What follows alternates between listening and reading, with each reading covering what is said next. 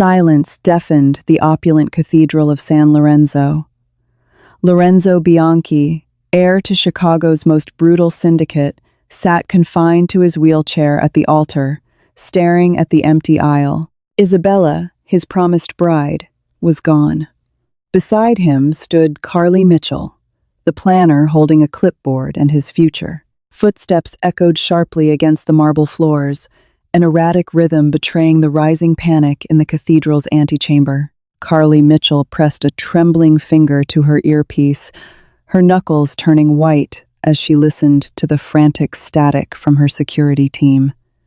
Hundreds of guests, representing the most dangerous crime families in North America, sat in the pews expecting a royal mafia wedding, a sacred union meant to solidify a fragile peace between the Bianchi and Conti families. Instead, they were getting a ticking time bomb. "Carly, the bridal suite is empty," her lead coordinator whispered through the comms. "Isabella's dress is on the floor. She's gone." Carly closed her eyes, drawing a shuddering breath. 6 months of meticulous planning turned to dust in a single sentence. She looked through the crack in the sacristy doors at the altar.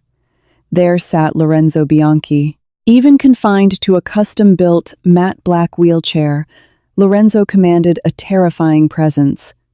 6 months ago, a car bomb intended to wipe out the Bianchi bloodline took his mobility and his father. Lorenzo survived, taking the reins of the empire with a ruthless efficiency that earned him the moniker Il Lupo, the Wolf. But in the underworld, physical weakness was a fatal vulnerability. This marriage was supposed to be his definitive statement of power.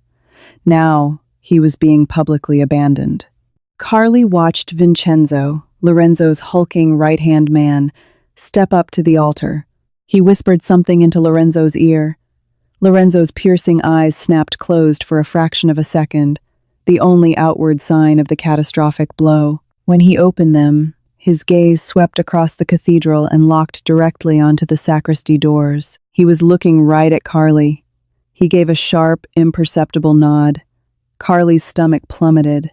She pushed through the heavy doors, her clipboard held tight to her chest like a shield. She wore a sleek, midnight blue pantsuit, but as she walked the side aisle toward the altar, her heart hammered violently against her ribs. "Mr. Bianchi," Carly murmured, keeping her voice low to avoid the choir microphones. "We have a critical situation. Isabella has vacated the premises. My security believes she had outside assistance." "Dominic Russo," Lorenzo said, his voice a low, gravelly baritone. Carly blinked. Dominic Russo was an ambitious, deeply unstable underboss from a rival faction. If Isabella fled with Russo, this wasn't cold feet. It was a calculated coup. "I can have the priest announce a medical emergency," Carly offered rapidly, her professional instincts kicking into overdrive. "We evacuate row by row. I have armored SUVs waiting. We can get you back to the compound." "No," Lorenzo said softly. He gripped the armrests of his wheelchair, his knuckles bruised from daily physical therapy. "If I leave this altar without a wife, the alliance is dead. By midnight, half the men in those pews will carve up my territory. They will see a cripple who couldn't keep his bride." "Lorenzo," Vincenzo warned, "we need to secure the perimeter. If Russo took her, there might be a hit squad waiting outside." "I am not running." Lorenzo turned, his intense, dark eyes locking onto Carly. "You know the terms of my father's will, Carly. You reviewed the legalities." Carly swallowed hard. "Yes. To inherit the legitimate assets, you must be legally married by your 35th birthday, which is tomorrow. If I am not married today, my uncle assumes control. The syndicate fractures, and a war tears this city apart." He leaned forward. "I need a wife. Right now. Mr. Bianchi, there is no one here who... you." The word dropped between them like a lead weight. Carly stared, sure she had misheard. "Excuse me?" "Marry me, Carly. You're out of your mind." "I am your wedding planner.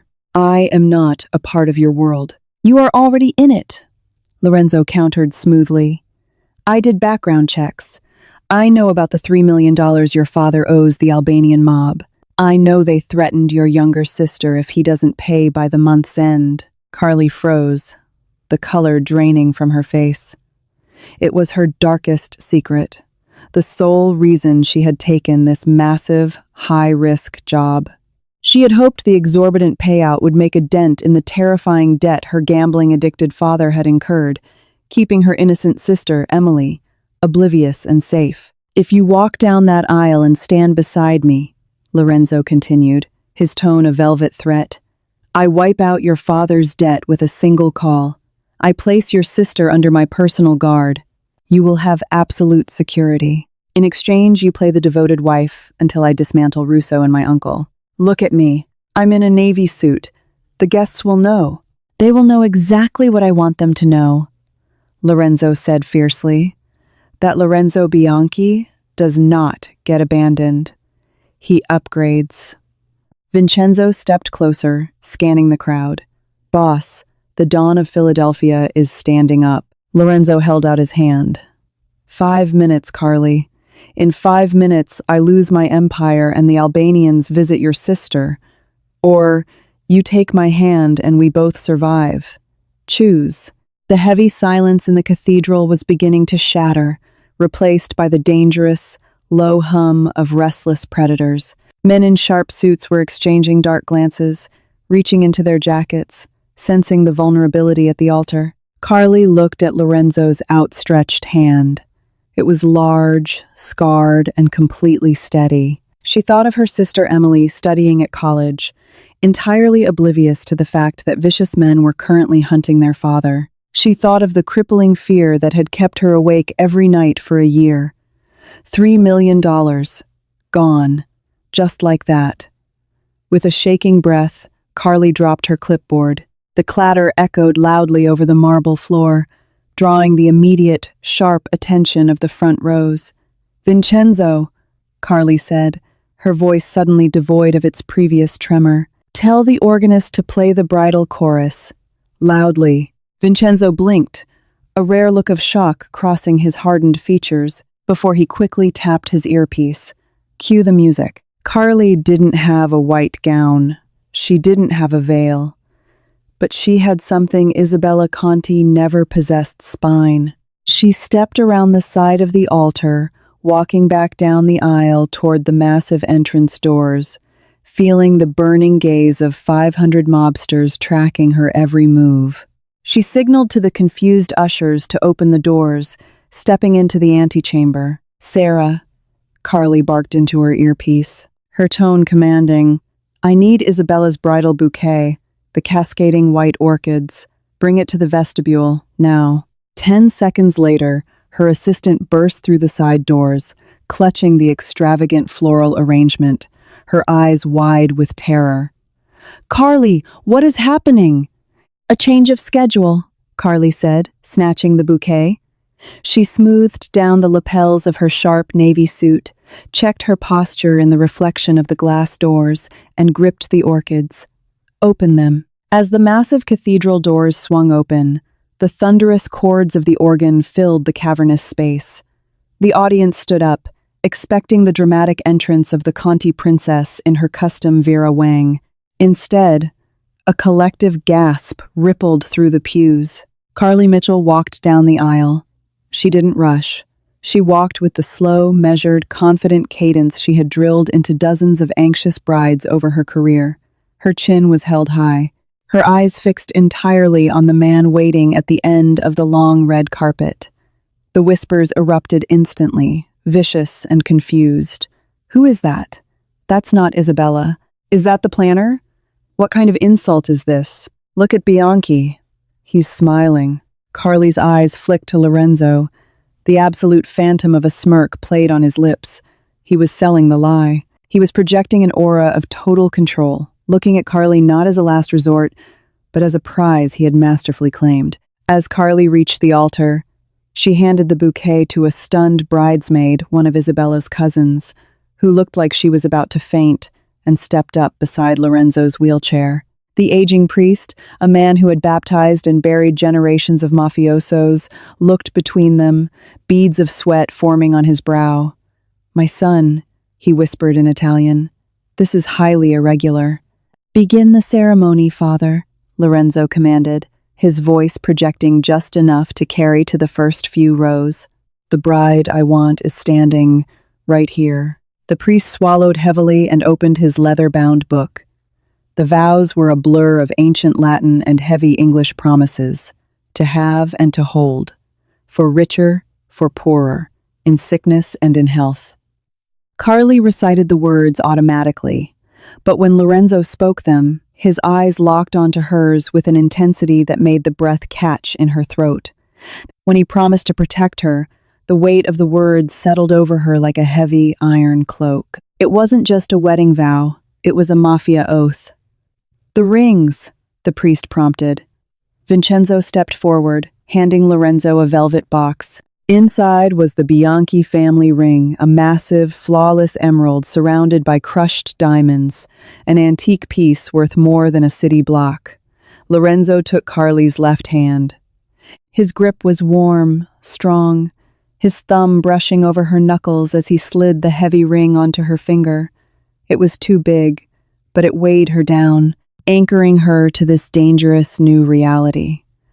"I now pronounce you husband and wife," the priest declared, his voice trembling slightly. "You may kiss the bride." Carly's heart stopped. They hadn't discussed this. Before she could pull away, Lorenzo reached up, his large hand cupping the back of her neck. He pulled her down toward him. It was meant to be a theatrical display for the audience, a show of possession and passion. But as his lips met hers, a jolt of electricity surged through Carly.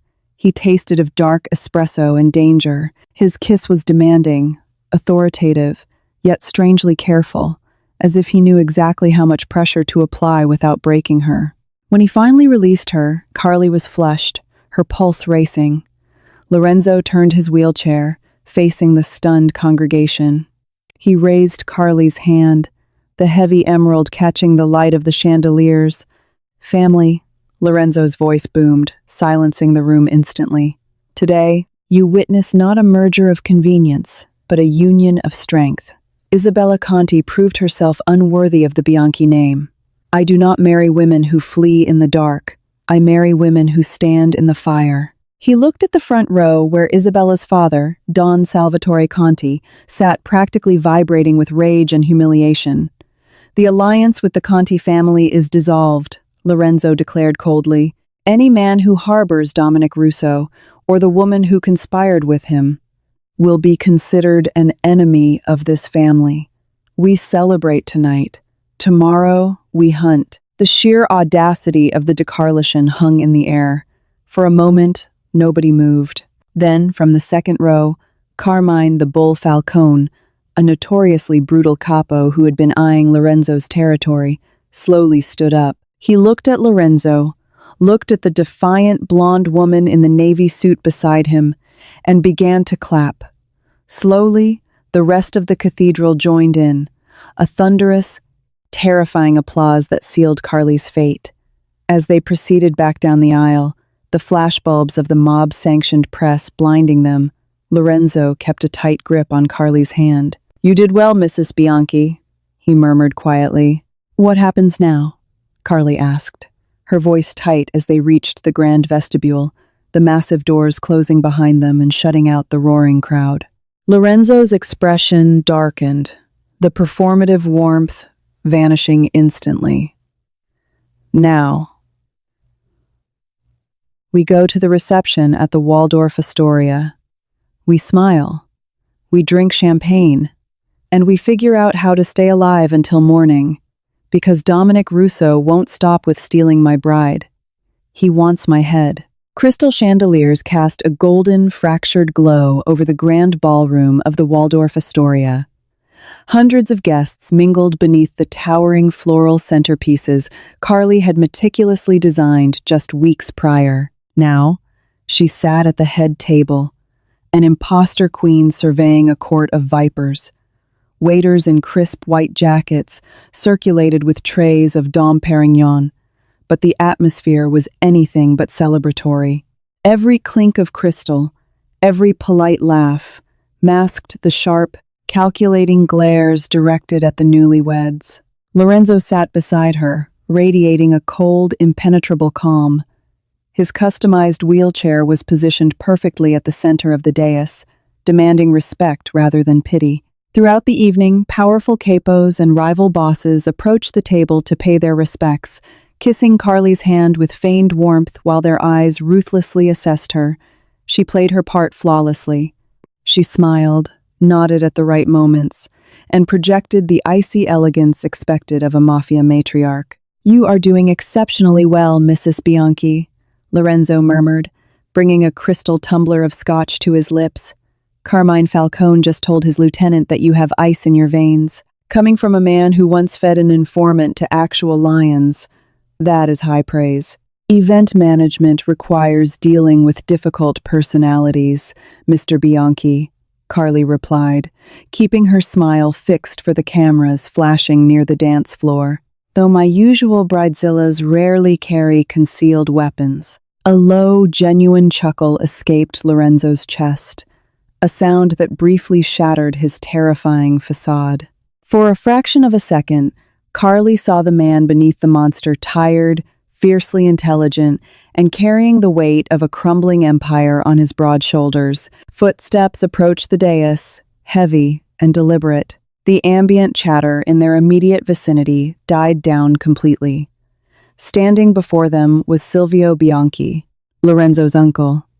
Silvio wore a bespoke Zegna suit that draped perfectly over his aging, yet still imposing frame. His silver hair was slicked back, and his smile resembled a predator, admiring its trapped prey. Silvio was the man poised to inherit the legitimate shipping lines and real estate portfolios if Lorenzo failed to meet the conditions of his father's will by tomorrow morning. "Lorenzo," Silvio said, his voice dripping with faux affection. "What a truly unforgettable ceremony. You always did have a flair for the dramatic. But a wedding planner? Really, nephew? I knew the bomb took your legs, but I didn't realize it took your common sense." Vincenzo, standing rigidly behind Lorenzo, shifted his weight, his hand dropping to his side.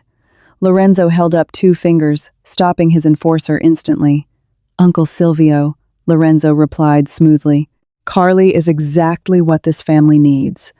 Loyalty, intelligence, traits that seem to be in short supply lately." Silvio's eyes slid to Carly, assessing her cheap navy suit amidst a sea of haute couture.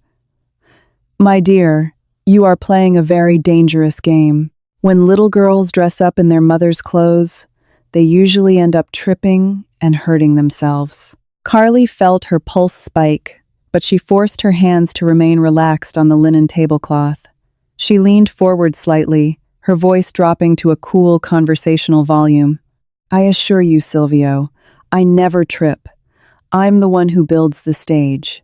And from where I am sitting, the only person looking unstable tonight is the man relying on a runaway bride to do his dirty work." The silence that followed was deafening.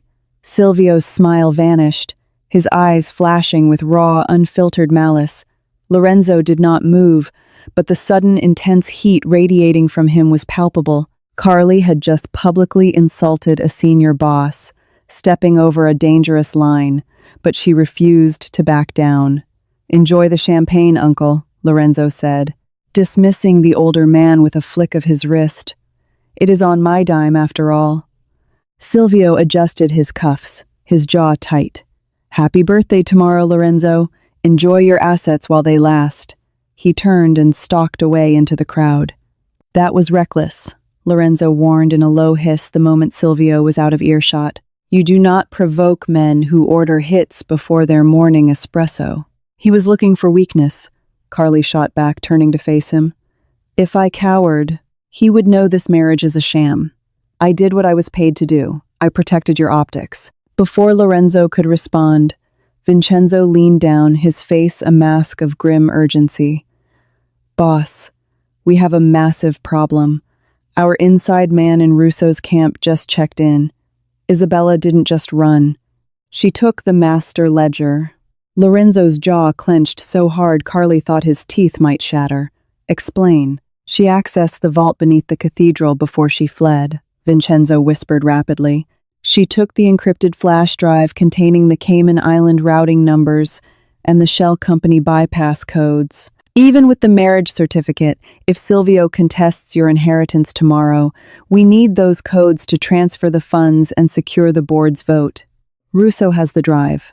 He's holding the entire legitimate empire hostage. Carly watched the color drain from Lorenzo's face.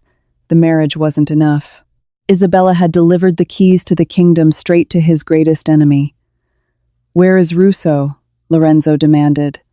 "Moving," Vincenzo replied. "He's heading toward the private airstrip in Teterboro. If he gets on that plane, the money is gone by sunrise." Lorenzo slammed his fist onto the armrest of his wheelchair, rattling the crystal on the table. "Get the cars ready. We leave through the underground service exit in 3 minutes."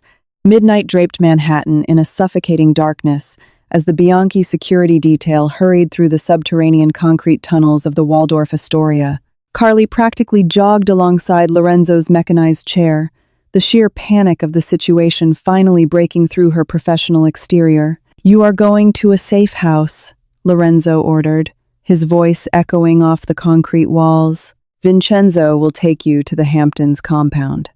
You will stay under heavy guard until I retrieve that drive." "No," Carly argued, breathless. "If I disappear from your side right after the reception, your uncle will smell fear. He'll know something is wrong. I go where you go." "This is not a catering dispute, Carly. We are intercepting a heavily armed convoy," Lorenzo snapped, halting his wheelchair near the idling black Mercedes Maybach S680 guard. He grabbed her wrist, his dark eyes blazing. "I promise to protect you. Getting you killed on your wedding night breaches our contract. If you lose that drive, the Albanian mob kills my sister tomorrow anyway because your empire will freeze," Carly retorted, pulling her wrist free. "I am getting in the car." She didn't wait for his permission, opening the heavy, armored rear door and sliding into the leather seats. Lorenzo let out a frustrated string of Italian curses before Vincenzo helped maneuver him into the vehicle, stowing the customized chair in the armored trunk SUV following behind them. The convoy of 3 black vehicles roared out of the subterranean garage, tires screeching against the wet pavement as they sped toward the Lincoln Tunnel. The rain had started to fall, slicking the neon-lit streets of New York City. Inside the Maybach, the silence was suffocating. Lorenzo sat perfectly still, his hands resting on his immobile legs, his expression murderous. "Russo's convoy is taking the upper level of the George Washington Bridge," Vincenzo called out from the front passenger seat, monitoring a glowing tablet. "We can cut them off at the Fort Lee exit if we push it." "Push it!" Lorenzo commanded. They tore through the city, running red lights, the heavy V12 engine of the Maybach roaring like a caged beast. Carly gripped the leather door handle, her knuckles white. She had spent her life planning perfect, predictable events. Now, she was hurtling toward a violent confrontation in a bulletproof tank. "Lorenzo!" Vincenzo yelled suddenly, the tablet beeping frantically. "We have a tail, 2 black Tahoes, coming up fast on our 6. Before Lorenzo could reply, a deafening crack echoed through the cabin. Sparks showered from the reinforced rear windshield as a high-caliber round impacted the glass, leaving a massive, spider-webbed crater, but failing to penetrate the armor. Carly screamed, ducking instinctively over her knees. "Silvio," Lorenzo snarled, reaching down to the side of his seat. With a sharp click, a hidden compartment popped open. He pulled out a sleek, matte black Glock 19, racking the slide with practiced, lethal efficiency. "My uncle isn't waiting for the board vote. He's making his move tonight." "Evasive maneuvers!" Vincenzo shouted to the driver as another round slammed into the side panel of the car, rocking the massive vehicle. The driver jerked the steering wheel, sending the Maybach swerving aggressively through the late-night traffic, sideswiping a delivery truck to block the pursuing Tahoes. But Silvio's men were relentless. They pulled up alongside the convoy, rolling down their windows, the terrifying glint of automatic weapons visible in the streetlights. "Vincenzo, return fire!" Lorenzo ordered. Vincenzo lowered his window a fraction of an inch, blindly firing bursts from his own weapon into the nearest Tahoe. Tires squealed. Metal, crushed metal. The sounds of the highway were entirely drowned out by the chaotic exchange of firepower. Carly squeezed her eyes shut, her heart hammering against her ribs like a trapped bird. "The highway is a kill zone," Carly yelled over the chaos, her logistical brain kicking into survival mode. "We need a choke point! Take the next exit!" The industrial park near the river. There's a narrow service ramp I used for a massive warehouse event last year. It's a single lane, walled in by concrete barriers.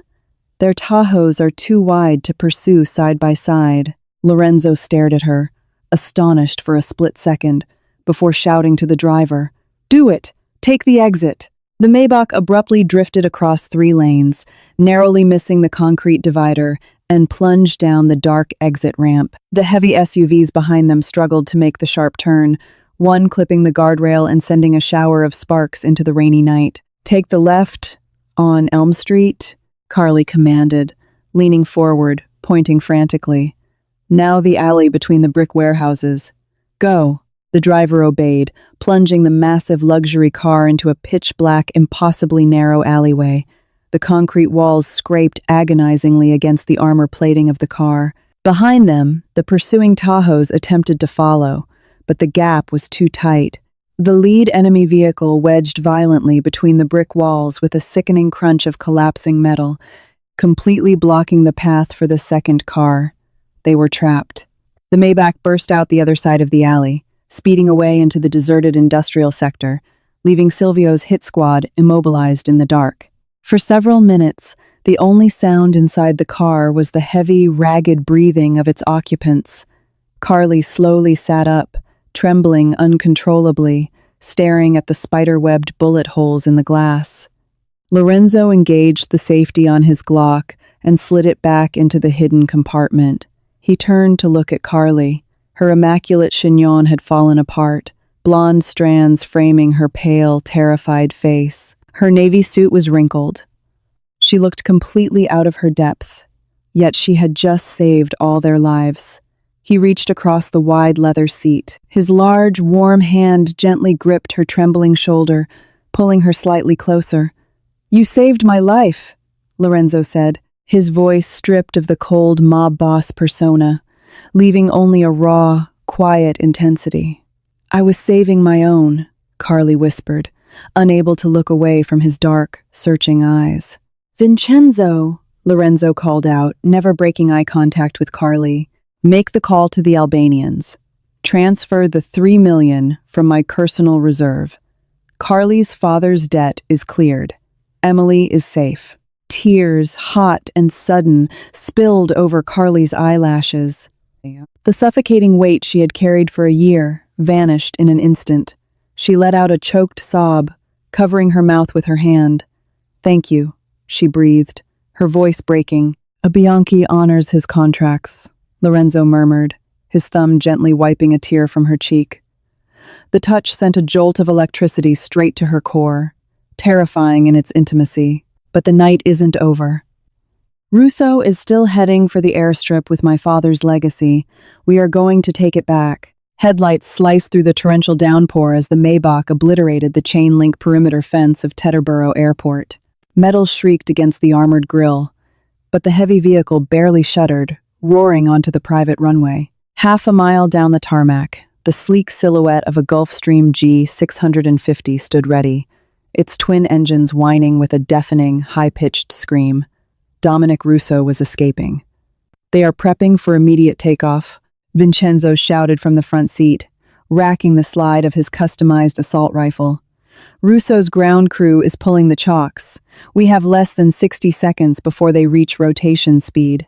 "Cut them off!" Lorenzo commanded, his voice a lethal calm in the chaotic cabin. "Ram the landing gear if you have to. That plane does not leave the ground." The Maybach accelerated, its massive V12 engine pushed to the absolute limit. Up ahead, Russo's armed guards spotted the incoming threat.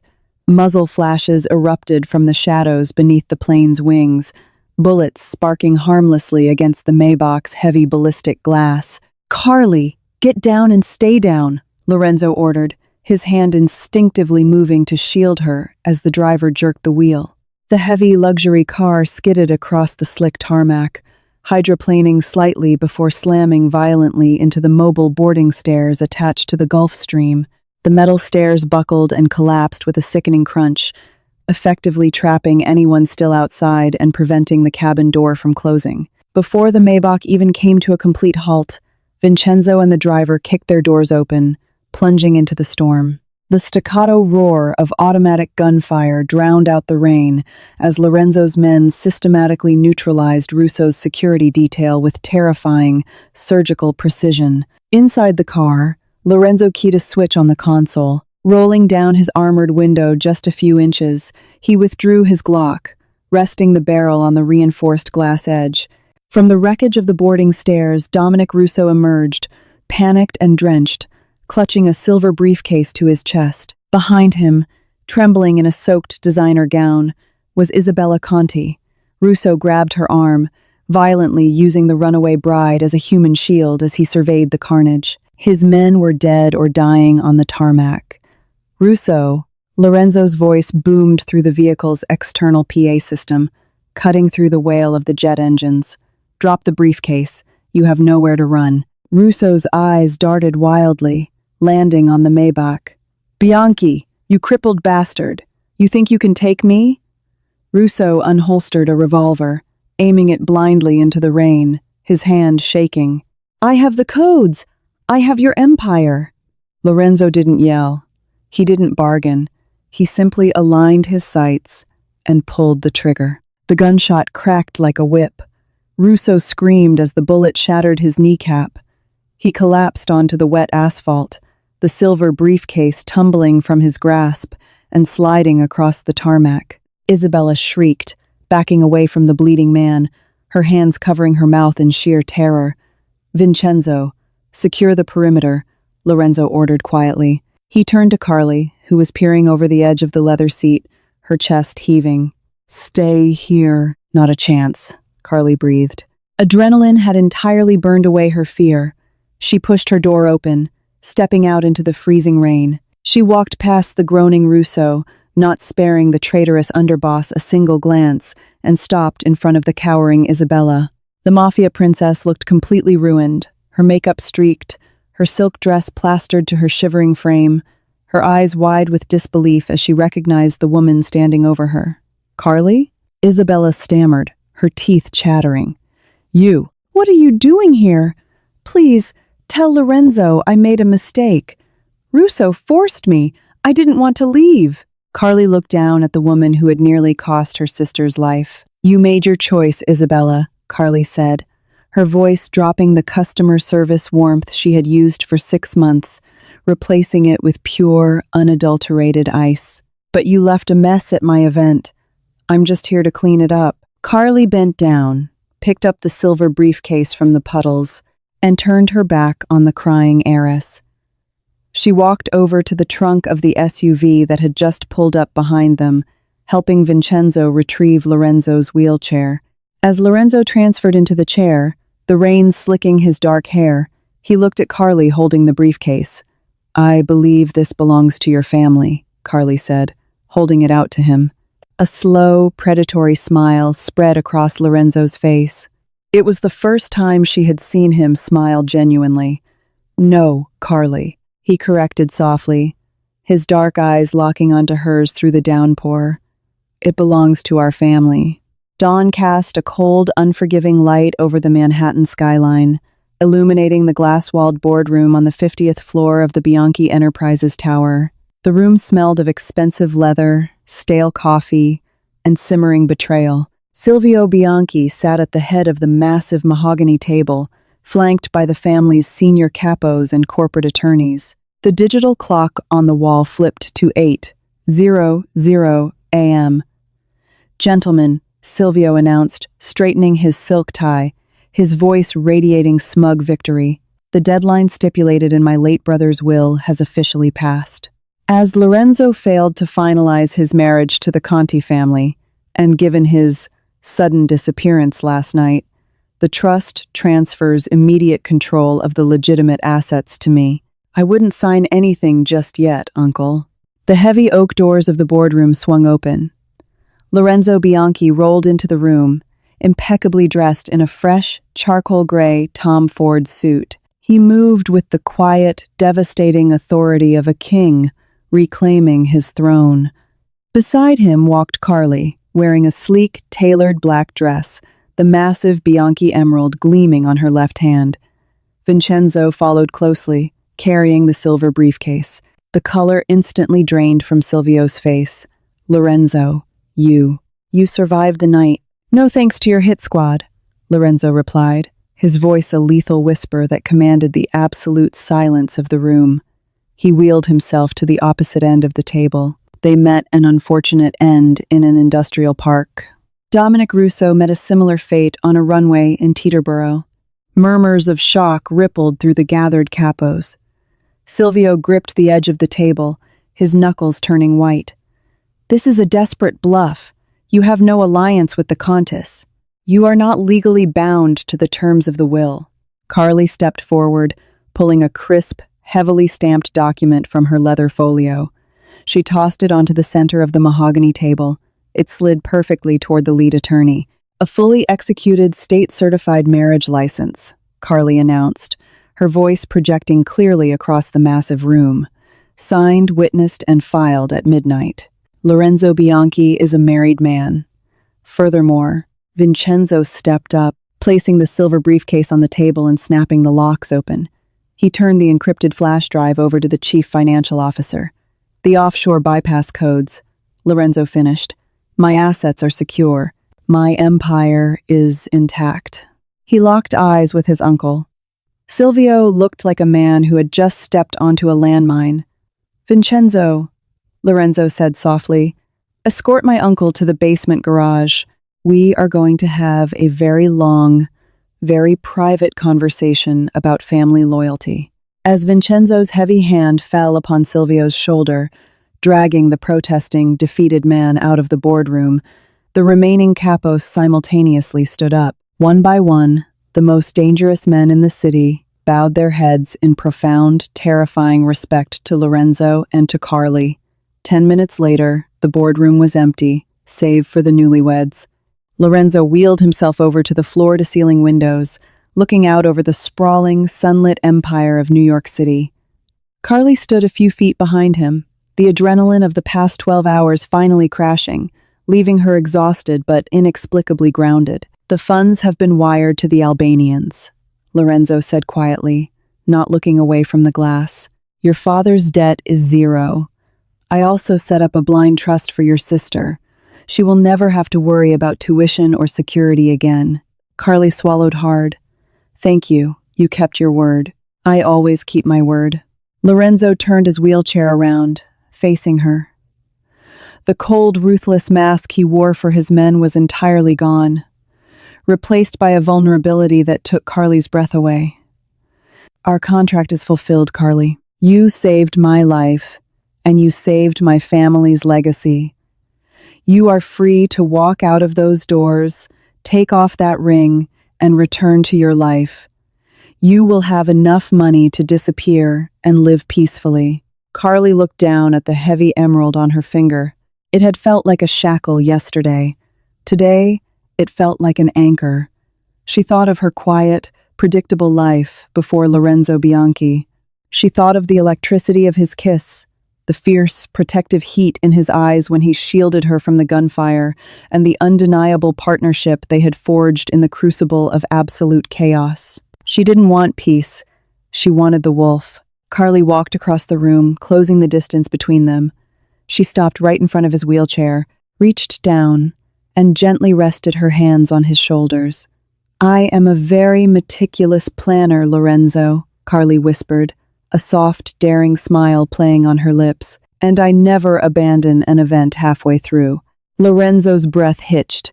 His large hands came up to grip her waist, pulling her down onto his lap. He looked up at her, his dark eyes burning with an intense consuming fire that sent a shiver straight to her core. "You are stepping into a war zone, Mia Regina," he warned softly, his thumb tracing the line of her jaw. "Then it's a good thing I know how to command a room," Carly replied, leaning in until her lips brushed against his. Lorenzo pulled her into a deep, desperate kiss, claiming her not as a pawn, not as a contract, but as his equal. The cripple and the planner, the mob boss and the savior, bound by blood, bullets, and a vow they would defend to the very end. Do you crave more intense, high-stakes romance where ordinary women tame the underworld's most dangerous men? Smash that like button, share this story with your fellow drama addicts, and hit subscribe right now. Turn on notifications so you never miss a single twist in our daily storytelling videos. Drop a comment below. What would you do if a mafia boss demanded you marry him? Let us know.